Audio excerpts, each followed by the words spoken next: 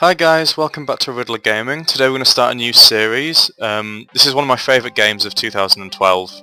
It was released on Zero a while ago, and now it's on Steam. It's Thomas Was Alone by Mark Bithell. The music's by Dave Housden, and it's a fantastic puzzle platformer that pretty much everyone should buy, and there's no excuse for not getting it. The music's fantastic. The story... A story about little rectangles, AI rectangles, is amazing somehow, and it all builds into this great game with fantastic gameplay mechanics, and I want to play it so I can show everyone why I enjoy it so much. It's also got a brilliant voiceover which is hilarious and really well done by Danny Wallace, who has also done voice work for Assassin's Creed 3, and I believe he was in Call of Duty as well. I'm not sure, but he's an XFM DJ who's also done TV shows about creating your own kingdom and various things with Dave Gorman. So I'm going to jump right in. I'm going to try and not talk over any of the voiceovers because I think they're really, really great and I don't want to ruin it for anyone. So here we go. So the storyline is added at the start of each little subsection and end of everyone as well, so you get a kind of an idea what's going on. It's very cryptic. Thomas was alone. Wow, a weird first thought to have. And here is the hero of the story, Thomas.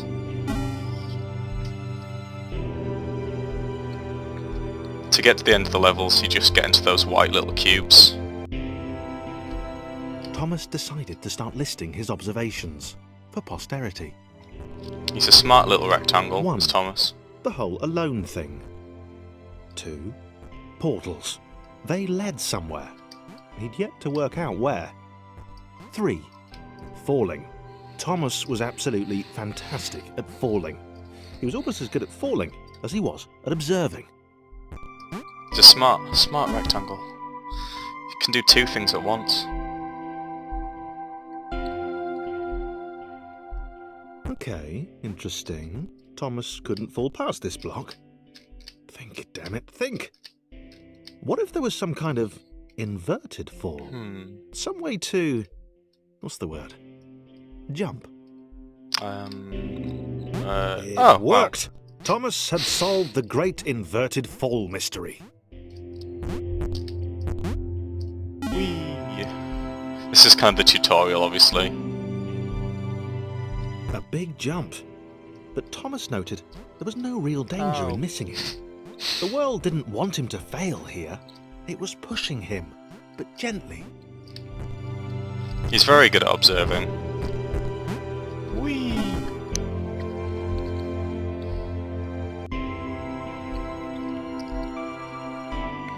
This all seemed a little dangerous.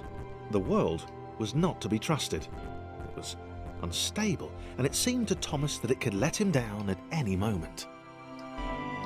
The world is trying to kill him. It might even be doing so on purpose. Nah, paranoia.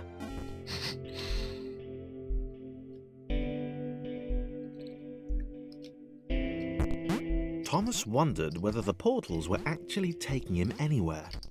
He felt like he was making progress, but there wasn't really any way to know. He seemed to be moving predominantly up and to the right, which might, or might not, be important. Up and to the right is very important.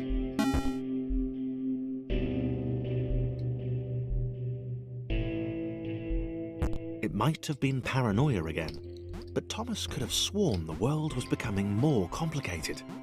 It always seemed to be one step ahead of his skills. It had been designed just for him.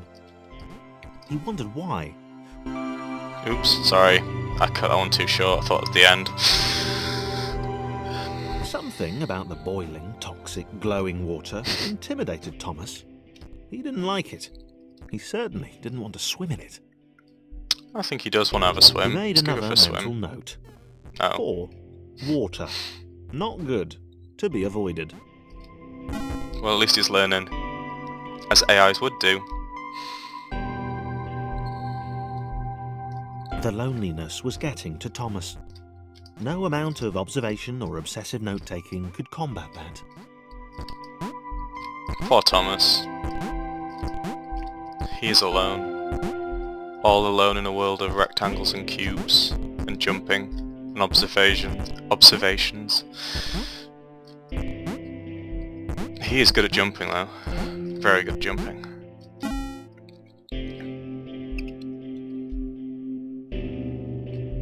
Thomas had a new theory.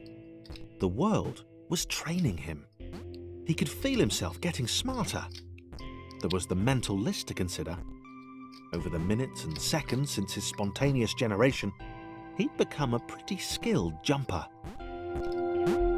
See, at least he's recognising it as well. Evolving. He just wished he had someone to share it with.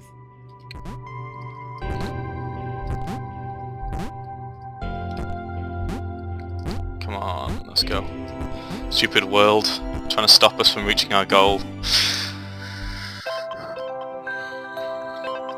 So we get an extra little bit of story at the end of this.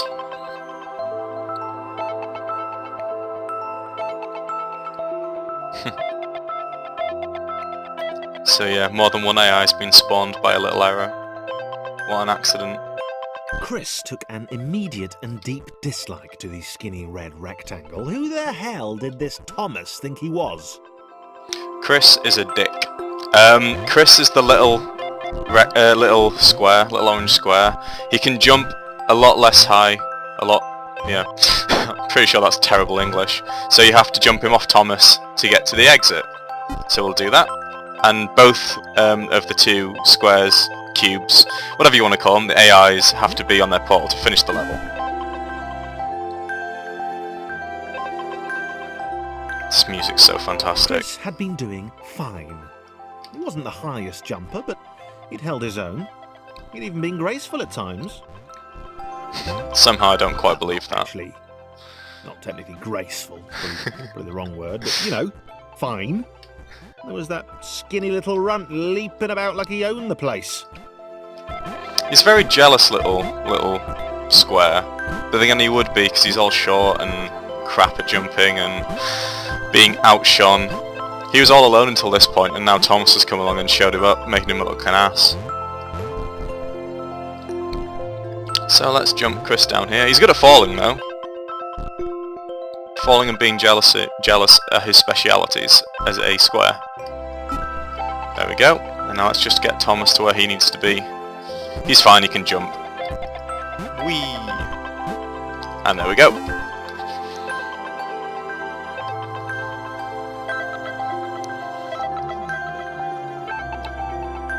Okay, this was more like it. A glowy white thing. Only Chris could get to it, which of course made it all the more enticing. What would it do? What new opportunity might this switch open up to him? There we go. Well, use Thomas to jump off. Great. Another chance for Thomas to jump slightly higher than Chris. Fortunate. Seriously, this made the whole switch pressing thing entirely worthwhile.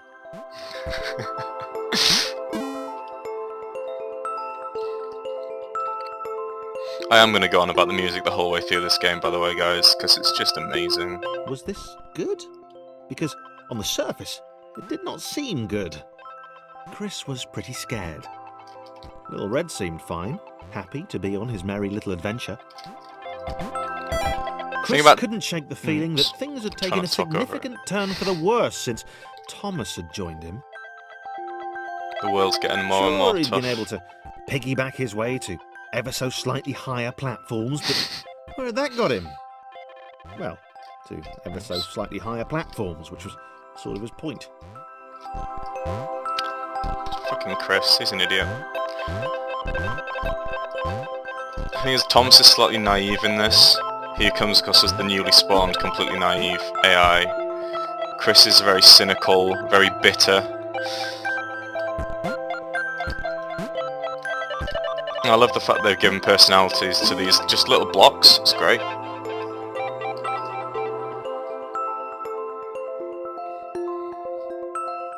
1.5. Chris stared at Thomas with pure hatred.